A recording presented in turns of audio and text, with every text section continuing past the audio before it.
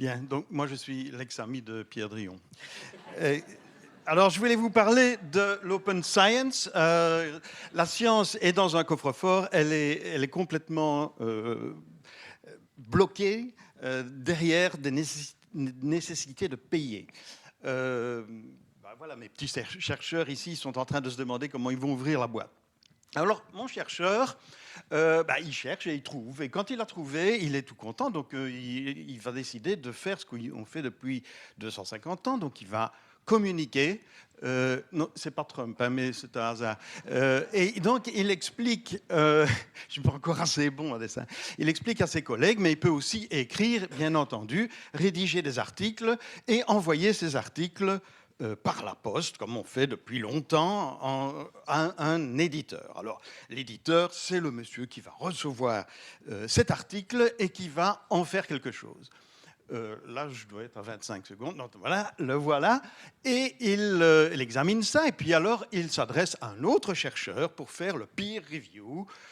Comme vous le savez, donc l'autre chercheur lit l'article et donne ses commentaires. Et le résultat est souvent celui-là, mais pas nécessairement.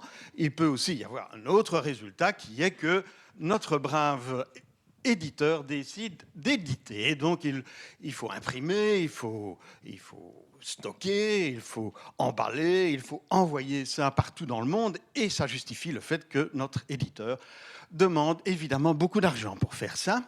Et ce sont les lecteurs qui payent, c'est-à-dire les universités, en fait, essentiellement.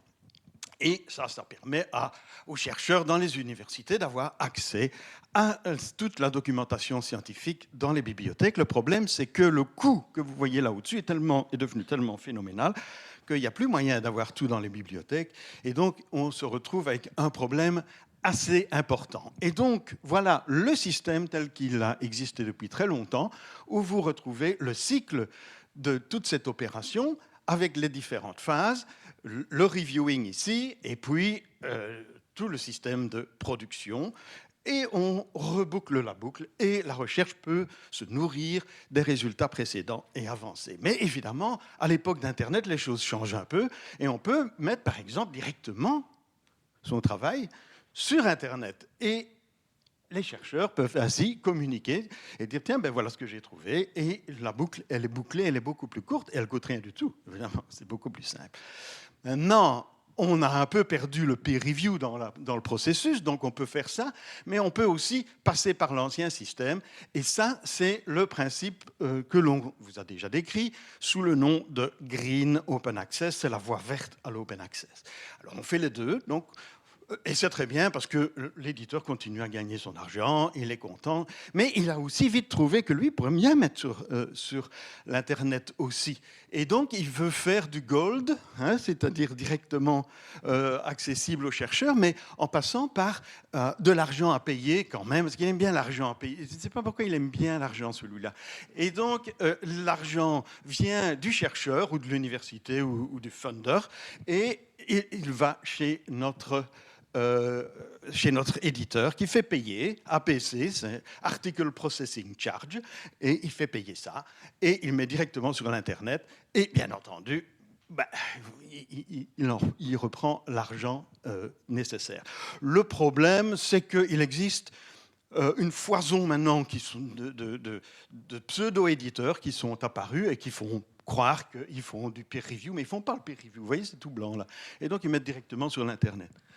Il y a d'ailleurs des anecdotes amusantes, on peut mettre à peu près ce qu'on veut. Mais le problème, c'est qui est-ce qui paye? Et qui est-ce qui paye? C'est le public, c'est vous, c'est moi. Ce sont nos contributions. À nous, ici en Belgique, mais partout dans le monde. Donc, en fait, on est là en train de travailler avec de l'argent public qui est inséré à plusieurs niveaux. Au niveau du chercheur, de son salaire, du matériel qu'il utilise, mais aussi au niveau de l'éditeur pour éditer, pour faire le peer review, etc. Et donc, on paye deux fois, en fait, dans le système. Donc, on paye l'éditeur et on paye la recherche.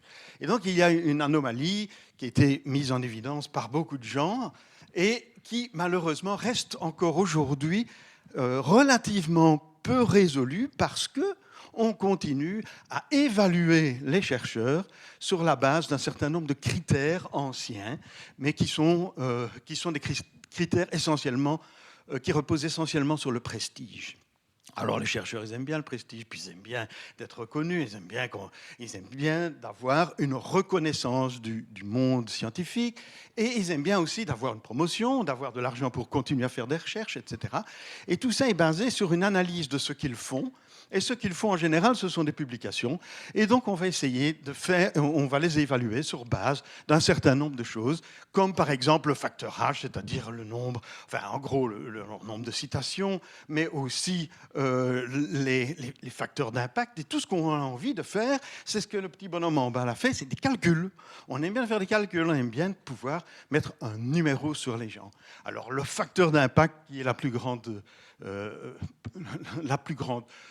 stupidité dans le monde de l'évaluation, en fait, est complètement faussé parce que le facteur d'impact est fait pour juger les journaux et pas les chercheurs. Donc, il faut absolument qu'on arrête de travailler en montant sur les épaules des autres, et il faut qu'on travaille dans un esprit de collaboration, et la science ouverte va permettre d'ouvrir les collaborations et d'arrêter de fonctionner de manière égoïste.